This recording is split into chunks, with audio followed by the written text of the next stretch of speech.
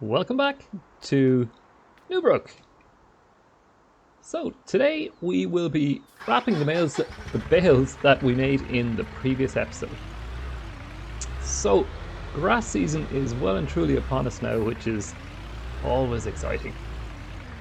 So we're going to break out the massey here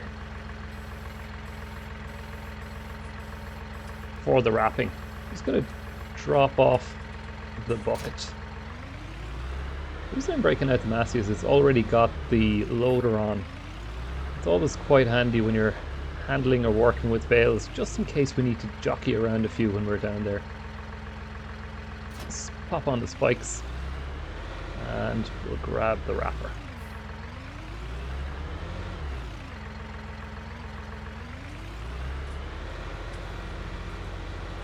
So we're going to use the trusty McHale wrapper. Now I'm biased in this. I do quite like the McHale equipment. Partly, I'm sure, is because they're manufactured not terribly far away from where I'm living. So let's get down to the field and we'll have a chat there.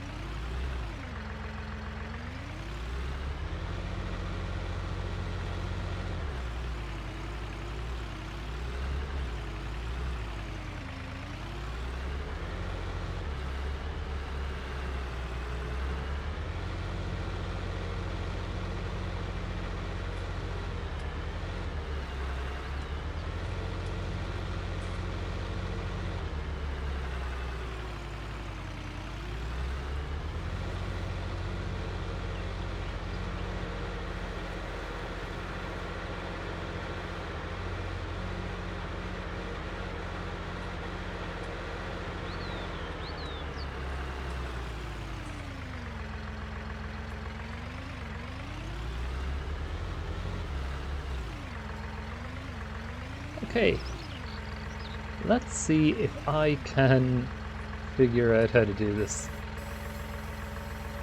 It's been a while since I operated the wrapper, so let's see how this goes. Beautiful. Ah, I see. There's a nifty little auto load feature on these, which is always useful.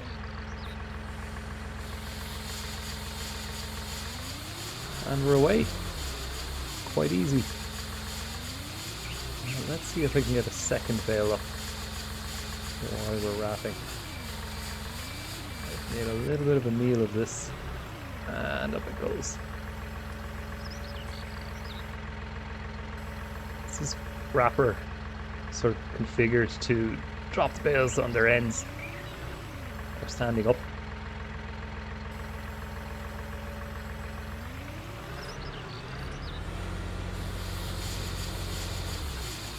People have their preference for whether they drop them standing up or on their sides. I think typically there's more plastic on the ends, which is the rationale for dropping them on dropping them on their sides. So I might drop them all over here in one neat little area. I think there's a kind of a divided vote on this as well, as regards whether you drop all the bales in one part of the field or not.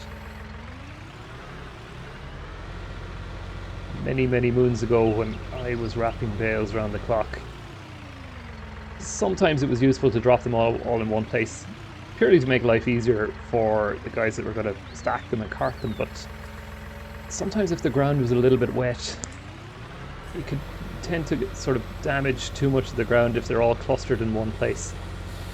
Thankfully we don't really have that problem on FS19. So you have to keep dropping them all into one place.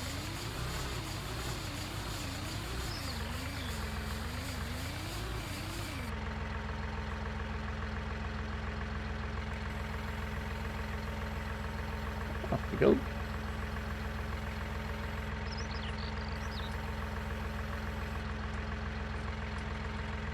Perfect. I've already spotted one potential problem child in the corner away to the left of the screen. I'm justified in bringing the loader. I'm going to need it to get it out of there. So while we're doing this, quick word on FS22. So FS22 is what? It's less than a month away. So I think we're all, speak for everyone when we say we're all a little bit excited. Looking at the features so far, obviously seasons in base game is probably the biggest win this time around. Of course, there are extra texturing improvements. They call it ocular illusion or something like that. I think that's very fancy terminology for what's effectively just a texture file. But looking forward to some additional crop types in the base game as well. Manual gear changing. Now, manual gear changing strikes me as a little bit of fun. Not sure how I'm going to get along with that. I can't wait to give it a go. I think it'll be cool. I think I'll play with it a lot at the start. It's one of those things I might give up on. I'm not really sure. We'll see how that plays out. Also, new map. The Camden Farm looks a very, very special map indeed for anyone like me who enjoys sort of Irish and UK maps. I think Camden Farm is just, it looks a little bit special. If you haven't seen it, good old Dagwin has done a review of it, a map tour of it already. I know I'm looking forward to that anyway. One thing I do wonder about the okay, let's go and grab this awkward one. I know I can't get this up onto the wrapper or I'll be out of that hedge. So yeah, just a word on FS22. I think a lot of new features are coming through. Looking at the wish list from a lot of the sort of experienced players, it's a lot of complexity. A lot of the wish list and a lot of the features that people are looking to add. I do sometimes wonder if, you know, more features equals more complexity. And I do wonder about newbies, you know, for the game to adapt and evolve and become bigger and better. The community behind it, of course, has to grow. So that means we got to cater for the newbies as well. And I wonder sometimes some of these features that guys are pitching as a wish list each time a new game comes out, I do wonder if it would make it overly complex for newbies to join the old community. Now, Giants, to be fair, they do seem to stick to the ethos, which is obviously open world, but sort of operate at your own pace. There's no real time limits in what we're doing here, really. Kind of operating at your own pace, operating on your own agenda, and overall it's a sort of a relaxing experience. So more so than wrapping a few bales here.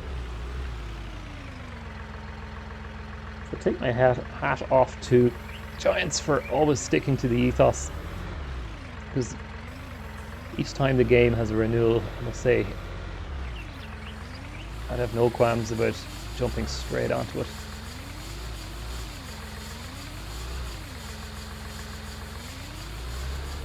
So I think we're nearly done here. I'm going to make today's episode nice and quick. I will call out the next episode. We're going to have a new set of wheels again on the farm. Now when I say new set of wheels, I mean new to me. There's going to be a very old set of wheels arriving in the next episode. I'm going to be using it as part of the stacking and carting of these bales, so I'll leave it to your own imagination as regards what that might be. Take a quick look around the field here. Haven't left any after me.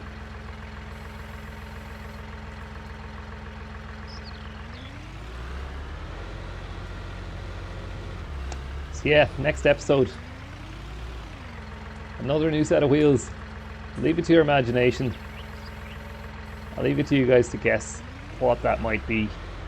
I would say you've no chance of guessing right. No chance whatsoever of getting it correct. You'll just have to tune in for the next episode and see what I've done this time.